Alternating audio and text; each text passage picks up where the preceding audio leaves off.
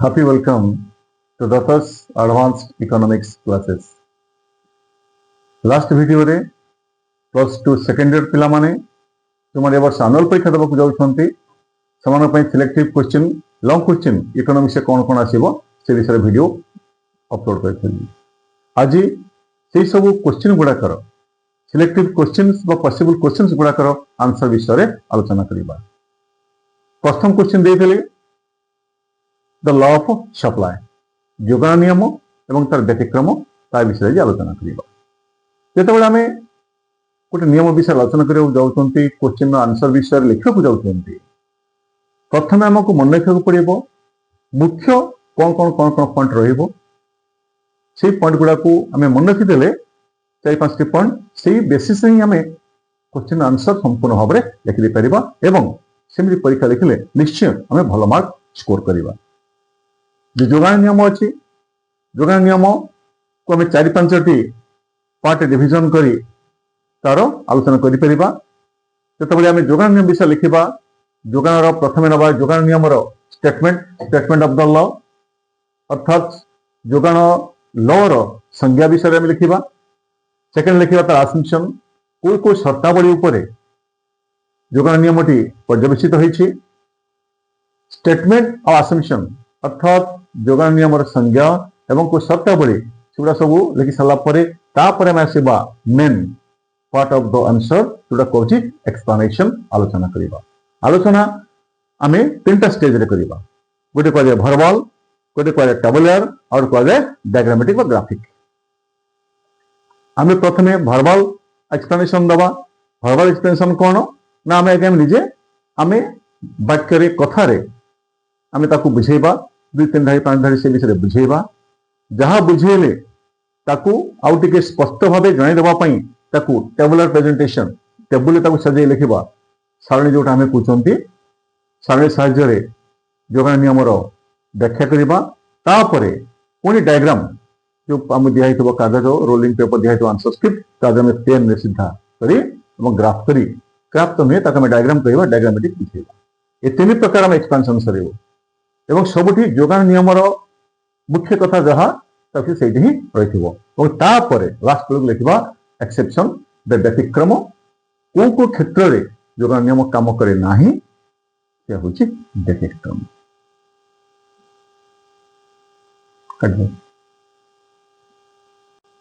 जोगान नियम आलोचना कथा आम पढ़ुले कहली जे जोगान नियम को आम 5टी पार्ट डिविजन कले ए 5टी पार्ट कथा को मन रखा गोटे गोटे गोटे गोटे आम कैप्शन देइचंती statement of the law assumption explanation exception ये सब एमती देइचंती तब डिटेल केमिति आम लिखिबा आंसर देखिबा। स्टेटमेंट आम कोन करिबा स्टेटमेंट जोटा कहते statement of the law definition of the law नियम संज्ञा नियम संज्ञा दबा आम कोन लिखिबा अन्य अवस्था जोगान नियम अन्य अवस्था अपरिवर्तित रही द्रव्यर दर अधिक हेले जोगान परिमाण अधिक हेबा एवं द्रव्यर दर ह्रास पाइले जोगान परिमाण कम हेबा को आम कहते जोगान नियम।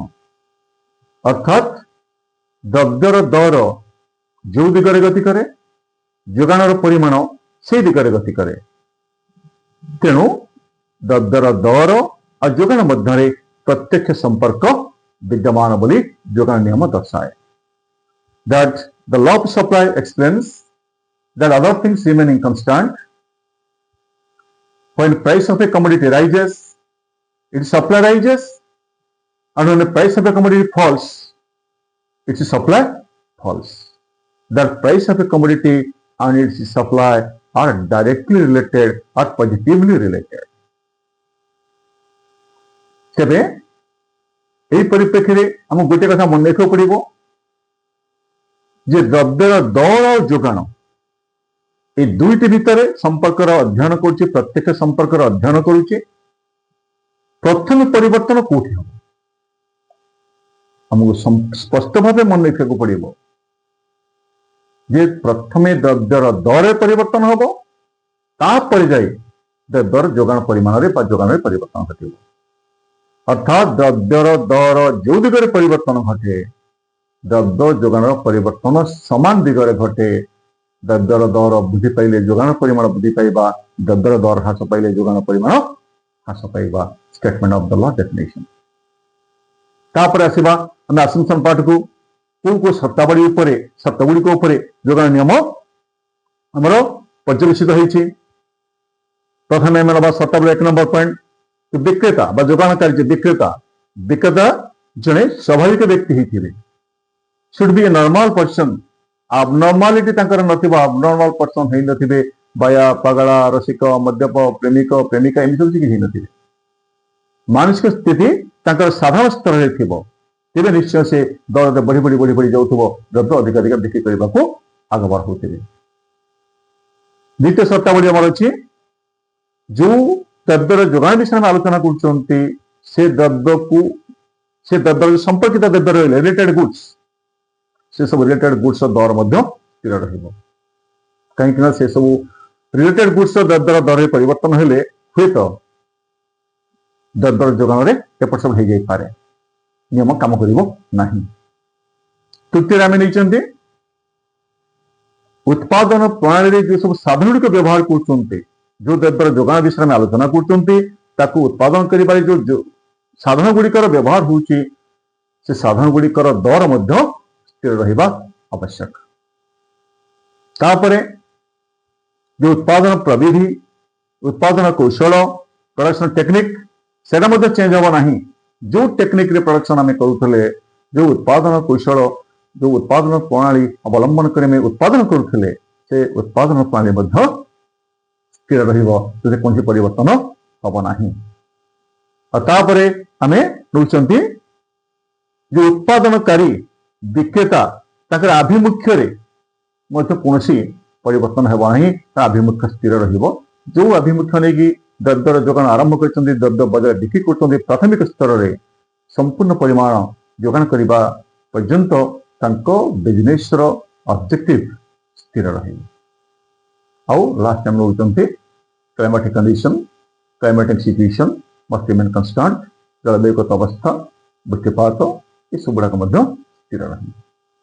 ये समस्त को आमे नउचंती कोन जोगानर अणदर उपादान। ए अणदर उपादान को तम स्थिर कहउचंती, सेटा हम कहउचंती अन्यान्य अवस्था अपरिवर्तित रही। ये सब जतरे स्थिर रहिबो तापर जोगान नियम काम करिवो कोन दर आ द्रव्य जोगान भितर दर वृद्धि पाइले जोगान अधिक होतबो, दर ह्रास पाइले जोगान परिमाण कम होतबो। नियमर संज्ञा आउ तार शर्तावली गुड़िक विषय में आलोचना कले।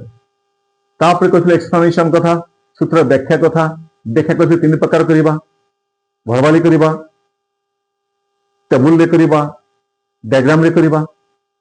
भरवाली करिबा हम सेटा को अब टिके पुंखानुपुंख भाबे टिके बुझे के लिखिबा। द्रव्यर दर वृद्धि पाइले केमि जोगान परिमाण वृद्धि पाउची, द्रव्यर दर ह्रास पाइले जोगान परिमाण ह्रास पाउची।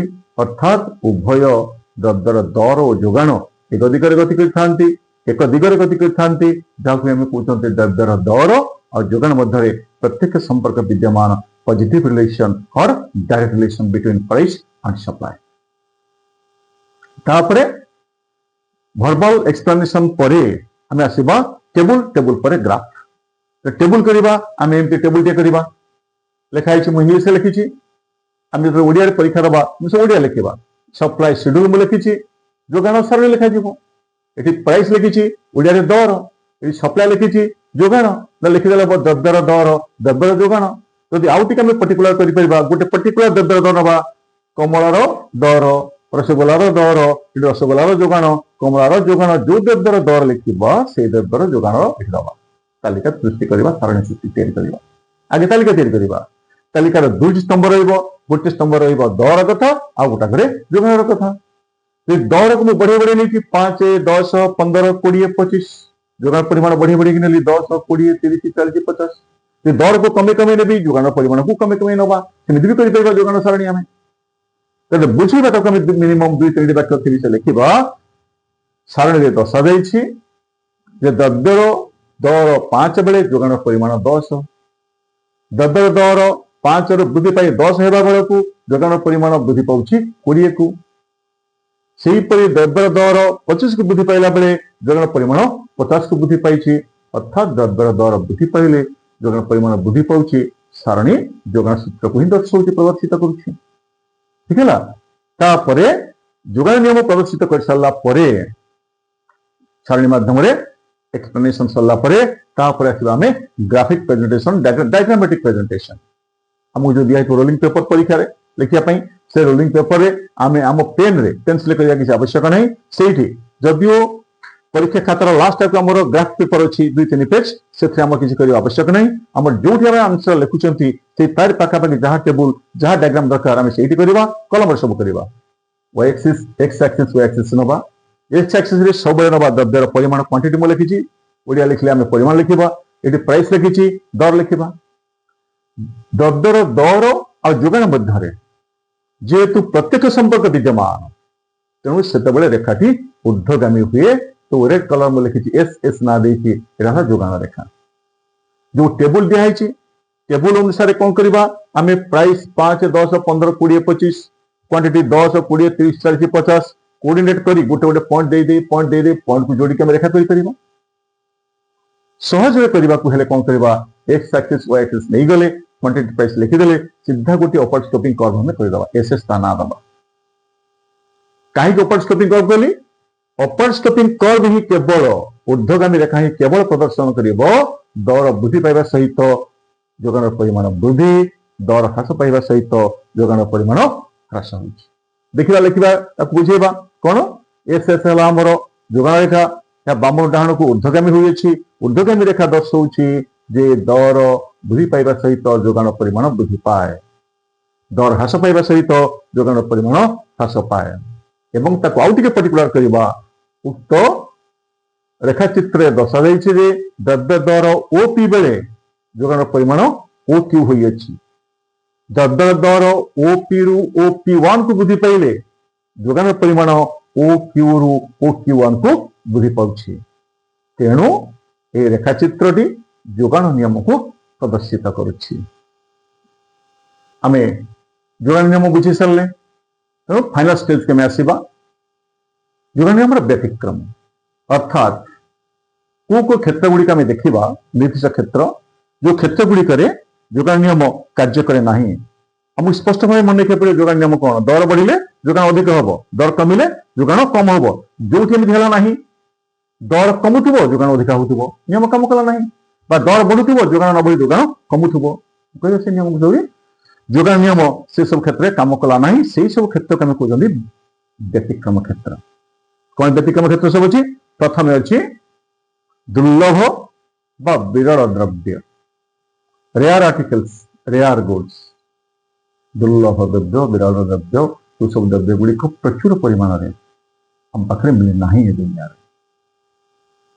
कौगुड़ाक सब जदि आम कह पेंटर पेंटिंग 10-50 100 भल भल पेंटिंग कर जिते अधिक पैसा देले आउ नेक्स्ट पेंटिंग आम पाइपर फोटोग्राफी पाइपर ना दुर्लभ विरल द्रव्य गुड़िक क्षेत्र में ये नियम काम करे नाही। तापर हमर अछि समर जोगाण बा सम बाजार रे law supply does not operate in case of labour market in case of labour supply समर जोगाण क्षेत्र रे ये नियम काम करे नाही बा आंशिक कार्य करे।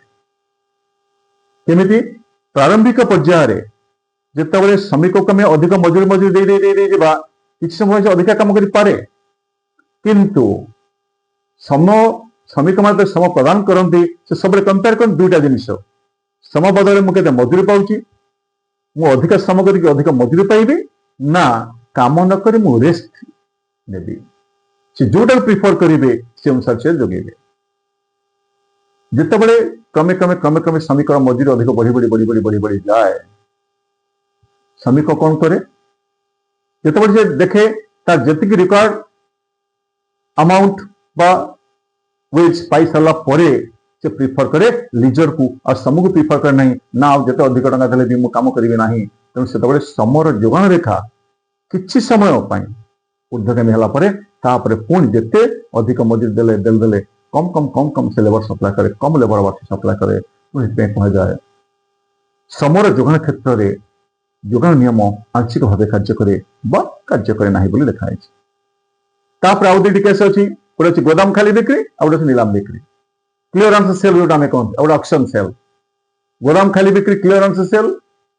କ୍ଲିୟରାନ୍ସ ଗୋଦାମ ଖାଲି ବିକ୍ରି କଣ, ଓଲ୍ଡ ଷ୍ଟକ୍ ଅଛି ଜିନିଷ ଦର କମେଇ ଦେବେ, ଦର କମେଇ ଦେଇକି ସେମାନେ ଚାହୁଁଥିବେ ତାକୁ ଟୋଟାଲ ଓଲ୍ଡ ଷ୍ଟକ୍ ଆମେ କ୍ଲିୟର କରିଦେବୁ, ନୂଆ ଷ୍ଟକ୍ ଆମେ ରଖିବୁ। ଦର କମାନ୍ତି, ଅଧିକ ଯୋଗାଣ କରନ୍ତି, ଯୋଗାଣ ନିୟମଟି କାମ କରେ ନାହିଁ। Also that happens in case of auction sale, ନିଲାମ ବିକ୍ରି। ନିଲାମ ବିକ୍ରି ଆମେ କାହାକୁ କୁହନ୍ତି? ନିଲାମ ବିକ୍ରିରେ ମୁଖ୍ୟ ଉଦ୍ଦେଶ୍ୟ କେତେ ଦର ଫିକ୍ସ ହବ ସେ କଥା ନାହିଁ, ଦ୍ରବ୍ୟ ଯୋଗାଣ କରାଯିବ, ଏତିକି ଜିନିଷ ଡିସ୍ପୋଜ କରାଯିବ। ନିଲାମ ଡକାଯିବ, ଗୋଟେ ଗୋଟେ ଆଇଟମ ଆସିବ, ଗୋଟେ ଗୋଟେ ଆଇଟମ ଆସିବ, କି କେତେ ଟଙ୍କା ଦବ, ଯେତିକି ଟଙ୍କା ବିଡ୍ ହେଲା, ଯେତିକି ଟଙ୍କା ଫାଇନାଲ ଡକାଗଲା, ନିଲାମ ଡକାଗଲା, ସେତିକି ଟଙ୍କାରେ ସେ ଜିନିଷଟି ଡିସ୍ପୋଜ ହେଇଯିବ। କେତେ ଟଙ୍କା ହେଲେ ଜିନିଷ ବିକ୍ରି ହବ, ଏତିକି ହେଲେ ବିକ୍ରି କରିବେ ନାହିଁ, ସେମିତି କିଛି ନିୟମ ନାହିଁ ନିଲାମ ବିକ୍ରି କ୍ଷେତ୍ରରେ। ଆଉ ଗୋଟିଏ କ୍ଷେତ୍ର ଅଛି ସିଚୁଏସନ ଯେତେବେଳେ କି ଯୋଗାଣ ନିୟମ କାମ କରେ ନାହିଁ, ଯେତେବେଳେ ଦ୍ରବ୍ୟର ଯୋଗାଣକାରୀ ବିକ୍ରେତାଙ୍କର ନଗଦ ମୁଦ୍ରାର ଜରୁରୀ ଆବଶ୍ୟକତା ଅଛି। when the seller is hard pressed for money, ଯାହା ଯେମିତି ମୋର ଟଙ୍କା ଦରକାର, ତେଣୁ ଯେତିକି ଟଙ୍କା ଯିଏ ଦଉନା କାହିଁକି ଦ୍ରବ୍ୟ ମୁଁ ବିକ୍ରି କରିଦେଇକି ମୋର ଟଙ୍କା ଦରକାର, ମୁଁ ଟଙ୍କା ନେବି। ମୋ ପରିବାର କି ସଦସ୍ୟ ତାଙ୍କ ଦେହ ଖରାପ ହେଇଛି, ମୁଁ ତାଙ୍କ ମେଡିକାଲକୁ ନେଇକି ଯିବି, ମୋ ପାଖରେ ଗୋଟେ ଅଛି ଧାନ ପ୍ରଦର୍ଶନ କରିଛି କି ବାଦାମ ପ୍ରଦର୍ଶନ କରିଛି, କେତେ ଅଧିକା ଦର ହେଲେ ମୁଁ ବିକ୍ରି କରିବି, ତାକୁ ଧରି ବସି ପାରିବି ନାହିଁ। କେତେ ଟଙ୍କା ଦେବୁ, ଏତିକି ଟଙ୍କା ଦେ, ଜିନିଷ ତାକୁ ନେଇଯା, ଟଙ୍କା ମତେ ଦେ, ମୋର ଟଙ୍କାର ଜରୁରୀ ଆବଶ୍ୟକତା ଅଛି, ମୁଁ ନେଇକି ସେ ଟଙ୍କା ଖର୍ଚ୍ଚ କରିବି। ଆଉ ଲାଷ୍ଟଲି ଫାଷ୍ଟ କଥାକୁ ଆମେ ଆସିବା। ଯୋଗାଣ ନିୟମ ପଢିଲା ବେଳେ କହିଥିଲି, ପ୍ରଥମେ ଆମେ ସବୁବେଳେ ଆମେ କହିବା ଅନ୍ୟାନ୍ୟ ଅବସ୍ଥା ଅପରିବର୍ତ୍ତିତ ରହି। ଅନ୍ୟାନ୍ୟ ଅବସ୍ଥା ଅପରିବର୍ତ୍ତିତ ରହି ମାନେ କହିଥିଲି ଅଣଦର ଉପାଦାନ ଗୁଡିକ ସ୍ଥିର ରହିବ। କୋଉଗୁଡାକ, ଯୋଉଗୁଡାକ ଆମେ ସର୍ତ୍ତାବଳୀରେ ନେଇଛନ୍ତି। ଯଦି ସେଇ ଅଣଦର ଉପାଦାନ ଗୁଡିକର ପରିବର୍ତ୍ତନ ଘଟିଲା, ସ୍ଥିର ରହିଲେ ନାହିଁ, ତାହେଲେ ଯୋଗାଣ ନିୟମ ମଧ୍ୟ କାର୍ଯ୍ୟ କରିବ ନାହିଁ। ତେଣୁ ବ୍ୟତିକ୍ରମ ଗୁଡିକୁ ଆମେ ହୁଏତ ଗୋଟିଏ ଗୋଟେ ପଏଣ୍ଟ ଲେଖି ତାକୁ ବୁଝେଇ ପାରିବା, ନହେଲେ ଭଲ ଭାବେ ଗୋଟିଏ ଗୋଟେ ଷ୍ଟେଟମେଣ୍ଟରେ ଲେଖିଦେଲେ ମଧ୍ୟ ହବ। ତେଣୁ ଏମିତି ଯୋଗାଣ ନିୟମ ଯଦି ଆମେ ପରୀକ୍ଷାରେ ପଡୁଛି, ଆମେ ଲେଖିବା ଷ୍ଟେଟମେଣ୍ଟ ଠାରୁ ଏକ୍ସେପସନ ପର୍ଯ୍ୟନ୍ତ ସବୁଗୁଡାକ ଯେତେବେଳେ ଆମେ ଠିକ କରି ଲେଖିଥିବା, ମୁଁ କହିବି ନିଶ୍ଚୟ ଆମେ ଭଲ ମାର୍କ ସ୍କୋର କରିବା। ଆଜି ପାଇଁ ଏତିକି। Thank you.